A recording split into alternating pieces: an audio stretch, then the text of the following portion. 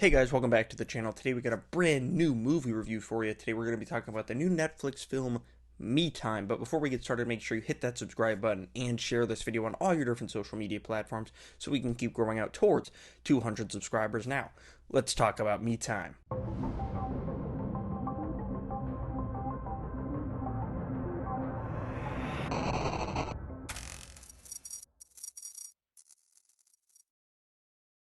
Me Time is the latest film to hit Netflix under the deal with Kevin Hart's Heartbeat production. So, of course, this film stars Kevin Hart. Joining him in this one is Mark Wahlberg, Regina Hall, Taj Mowry, John Amos, Andrew Santino, lots of stand-up people in those circles shows up. There's a great side character in this that's an Uber driver that shows up for a few different bits. She's fantastic. I thought she was hilarious.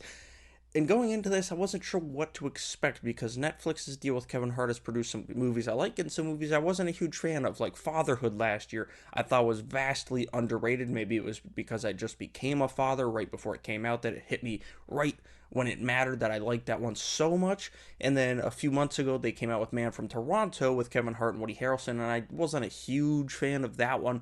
But this one I see getting a lot of bad reviews. And I'm here to say I actually enjoyed this one quite a bit. Is it original?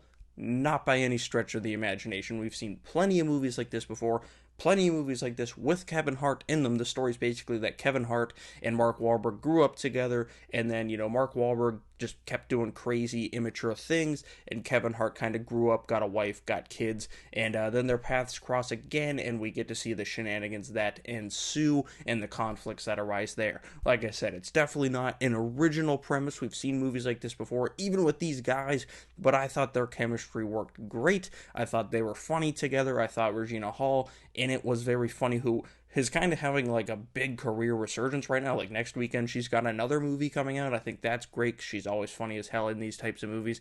But Kevin Hart's playing Kevin Hart in this one, and it works for me. I don't know what it is, but it works for me. Mark Wahlberg's playing a character we've seen him play similar characters before, and again, it works for me. I like both of these guys, and I liked them together, and I thought, now it's time for them to do a movie with those two and The Rock. Get all three of them together in the same room.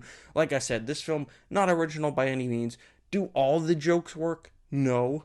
A lot of them work, a lot of them don't. Like I said, there's a side character that's an Uber driver. She's fantastic. I think she's really funny. There's some jokes that work, some jokes that almost felt like they were kind of taking it from other movies. There's a bit in here that kind of feels like a bit from Hangover Part 2, but I thought it worked. If you like Kevin Hart playing Kevin Hart like he does in a lot of his movies, if you like Mark Wahlberg's shtick, you're definitely going to enjoy this one, but don't go in expecting to have your mind blown. Is this the better film out of the two films I watched this weekend? Yeah, I do believe it is. I definitely could see myself rewatching Me Time if I'm ever bored and just scrolling through Netflix. I could definitely see myself rewatching this one. I'd probably watch this again way faster than I'd watch Man from Toronto again, or this weekend's other film, Samaritan. So I did enjoy Man from Toronto, but I'm telling you right up front, not the most original movie you're ever going to see, and it might not even work for you. You might hate it. You might be sick of Kevin Hart and Mark Wahlberg playing the same type of characters in a lot of their movies, but for me, it works. I thought it was funny. I thought it landed. I was entertained thoroughly for the hour and 40 minutes. I will say one negative thing. It felt a little long in the third act.